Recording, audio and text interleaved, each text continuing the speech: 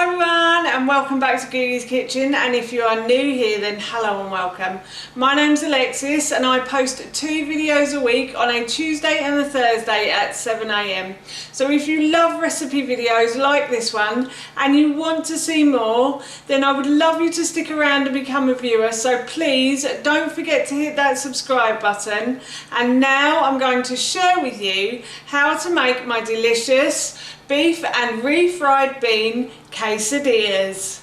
As I just mentioned, today I want to share with you how to make my delicious beef and homemade refried bean quesadillas. Now this recipe sounds quite complicated, but I promise you it's very easy. And the reason I thought of these was because a few months ago I made some tuna and olive quesadillas and they were a massive hit in this house. So I decided to try these with beef. I left out the olives, but I put beef in instead, and they were a big hit as well. And we've had this recipe a couple of times now, and I thought we could have it for dinner this evening. So while I was making it, of course, I had to share the recipe with you. So here is how to make my delicious beef and homemade refried beans quesadillas. I'm going to start by making the refried beans. So I've put a frying pan onto I'm going to put it onto a high heat, and then I'm going to add a bit of oil to the base of the pan, like so. And I'm just going to spread the oil around the base of the pan. I'm just going to get a plastic brush and spread it around. So all of the base is covered in the oil, like so. And then I'm just going to leave this to heat up now. So my pan is getting nice and hot, and what I'm going to do is I'm going to put the spring onions into the base of the pan, and I'm going to fry these now until these start to soften.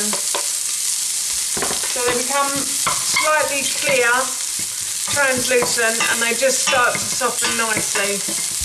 It should take around 3 to 5 minutes for this to happen. My spring onions have started to soften nicely, and they're actually going a slightly brown colour. So what I'm going to do is turn the heat down slightly and add a little bit of water to the base of the pan, like so.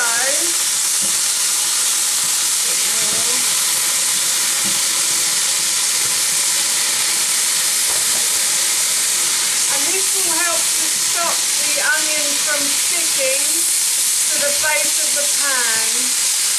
And now I'm going to add in my beans. So I've used dried beans for this recipe, but you could use a tin of black beans if you wanted to. I've used about 150 grams of dried beans, and I cook them as per the packing instructions basically. So what I'm going to do is I'm going to put those into my saucepan, like so.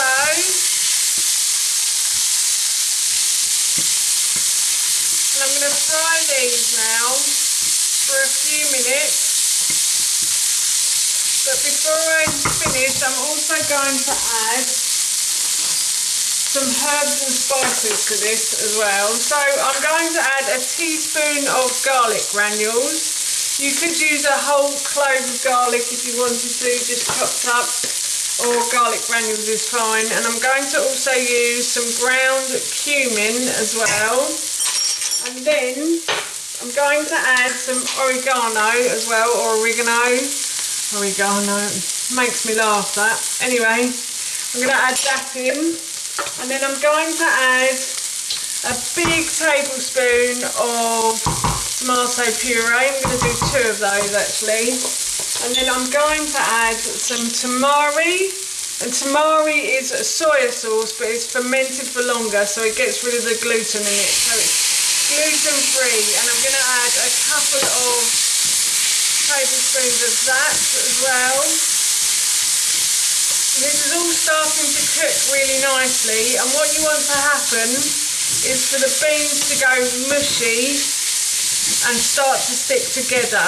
But this does take a while, and I'm also just going to add a little bit of water as well, again, just to help the beans glued together. So I'm going to continue to fry this until these start to become mushy now.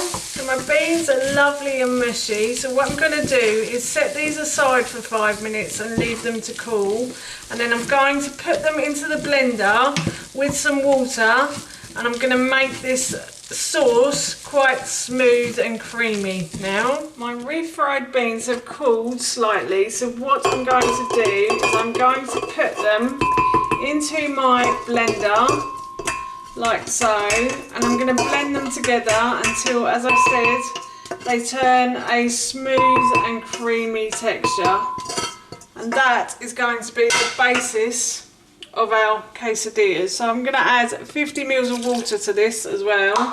I've just put the lid on, and then, as I said, I'm going to blend these together now. The sauce is done, so I'm going to put my frying pan onto a high heat once again, and I'm going to add the base. I'm going to add the sunflower oil to the base of the pan like so. And then I'm going to start cooking the beef once this pan heats up. So the pan is nice and hot, and what I'm going to do is I'm going to add 1 onion that I have peeled, sliced and diced to the base of the pan.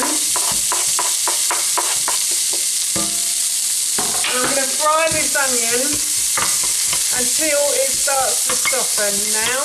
And my onions are starting to brown a little while they're here, so what I'm going to do is I'm going to turn this heat down to a medium heat, and I'm going to add a little bit of water to the base of the pan again, just to stop everything from sticking and burning as well.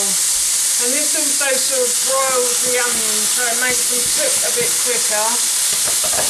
This process does take a little while. It normally takes about 5 minutes or so before the onions start to soften, but I think they've started to soften now. They're starting to look a bit more see-through and clear as well. What I'm going to do is I'm going to add 1 pepper that I have sliced the top of, removed the core and the stalk, and then I've just sliced the flesh. So, sliced and diced the flesh, sorry. So I'm going to add that to the base of the pan now. And I'm going to cook that until it starts to soften. I may need to turn the heat up just slightly on that to make it cook a little quicker. But yeah, I'm going to cook this until it starts to soften now. My red pepper has started to soften, and what I'm going to do is I'm going to add some courgette to this as well. I had quite a large courgette this evening to peel and chop, so what I'm going to do is I'm going to leave some of that for our lunch tomorrow, or our dinner tomorrow. We're having pork burgers tomorrow, so that will go quite nicely in the pork burgers. Now what I'm going to do is just fry the courgette until it sort of heats through. You don't really need to soften the courgette that much because it's already quite soft. And then I'm going to add in my minced beef to this now. So I've got about 500 grams of minced beef, and this recipe normally serves 4, but this is going to serve 3 and a little one today, or 2 and a little one, sorry. So there will be some leftovers from ours. We won't be eating it all up. So yes, I'm just going to fry this now until this starts to go golden brown. So the minced beef has started to turn brown now, and what I'm going to do is I'm going to add in the sauce, the black bean sauce that we made earlier, and I'm just going to add all of this sauce in like so, and then I'm going to mix this around, and we will have the next stage of our enchiladas. It is a bit of a complicated dish, but the effort is worth the results, I promise you. This does taste quite nice, and you could always make the black bean sauce in advance of a meal and freeze it. All of those ingredients in that recipe are freezable as well. So yes, I'm just stirring this in now, and I'm going to leave this to simmer on the hob for a little while.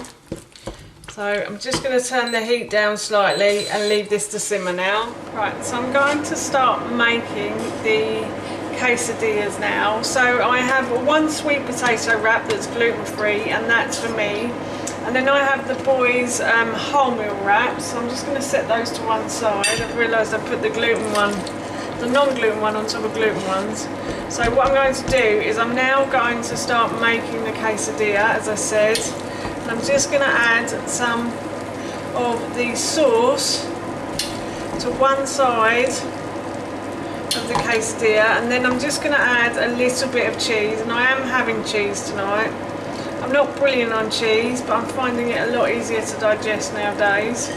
And then I'm going to just take everything off the hob, and I'm going to fry this, but I'll show you that in a moment. So again, I put another large pan onto a high heat, and I'm going to add oil to the base of that pan, and I'm going to let the pan heat up, and I'm just going to wait until it's hot now. My pan is getting nice and hot, and what I'm going to do is I'm going to add the quesadilla to the base of the pan like so, and I'm going to fry this until it turns golden brown on one side, and then I'll flip it over. The quesadilla has turned a lovely golden brown colour on that side, so I'm just going to flip that over now, and I'm going to let it cook and go a golden brown colour on the other side now. The other side is a lovely golden brown colour as well, so I'm just going to put that on a plate and set that aside, and I'm going to cook the other two wraps off now, and there will be leftovers, so we can make this meal again with the other wrap, or with some more wraps, or we can also have with rice as well. It's really nice with rice and a little bit of cheese on top, like a spag bowl, but a black bean spag bowl. So yes, I'm going to continue until I've used up all of the wraps now. That's how you make my beef and refried bean quesadillas, and that recipe I will link in the description box below for you. I'm just going to be having these with some salad this evening. My husband and son are going to be having theirs with chips, so we're all really looking forward to dinner right now. It smells so good. As I always say, I can't wait to eat it. So for now, that's it from me. Thank you so much for watching. Please feel free to give me a big thumbs up if you enjoyed this video, and please feel free to leave any comments below, and please don't forget to hit that subscribe button. See you all soon. Bye.